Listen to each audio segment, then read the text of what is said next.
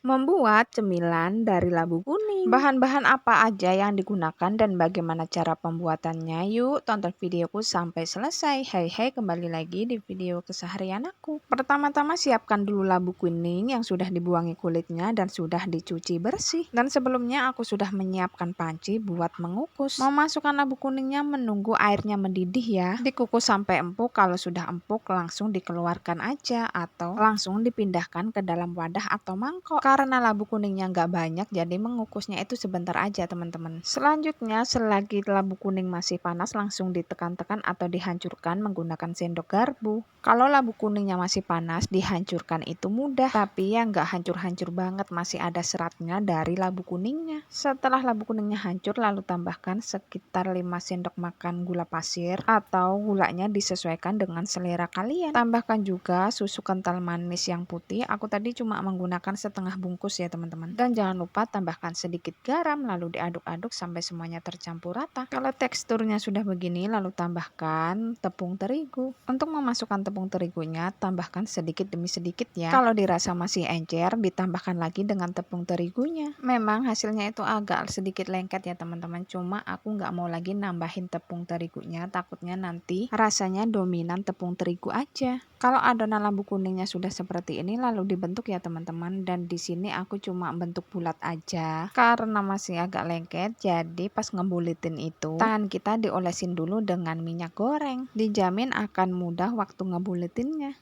Karena lama jadi aku percepat aja ya videonya, dan ini hasilnya adonan dari labu kuning tadi yang sudah dibuletin. Tapi ini prosesnya belum selesai teman-teman, kita siapkan dulu larutan tepung terigu dan juga tepung panir. Teman-teman pasti tahu fungsi dari dua bahan ini, jadi nggak aku jelasin lagi ya caranya gimana, pasti semuanya tahu kan. Kenapa menggunakan larutan tepung terigu? Supaya tepung panirnya itu nempel di adonan labu kuning yang sudah dibulatkan tadi. Dan kalau menggunakan putih telur juga boleh kok teman-teman. Ulangi sampai bulatan labu kuningnya tadi habis ya. Dan kalau sudah seperti ini hasilnya tinggal digoreng. Dan kalau sudah seperti ini nggak bakal lengket lagi satu sama lain. Selanjutnya panaskan minyak, kalau sudah benar-benar panas lalu masukkan atau goreng labu kuning yang sudah dibuletin tadi. Dan untuk namanya aku nggak tahu ya teman-teman, terserah kalian aja mau menamai apa. Jangan lupa kalau pas lagi goreng sambil diaduk-aduk biar matangnya merata. Oh ya, kalau teman-teman mau buat terus dalamnya mau diisi dengan coklat juga bisa, malah tambah enak rasanya. Dan dirasa sudah cukup matangnya, lalu angkat dan tiriskan. Dan jadilah cemilan hari ini dari labu kuning. Dari bahan-bahan yang seadanya kita bisa menciptakan cemilan seenak ini loh. Asalkan kita rajin aja untuk membuatnya. Ya memang kalau beli itu lebih mudah dan lebih praktis. Tapi kalau kita membuat sendiri dan berhasil itu ada kebanggaan tersendiri dari diri kita. Apalagi kalau dimakan langsung habis. Rasanya nyesel kenapa tadi buatnya cuma sedikit ya kan. Dan untuk rasanya manisnya pas dan masih ada rasa dari labu kuningnya, pokoknya enak banget. Buruan di-recook sebelum labu kuningnya membusuk di kulkas.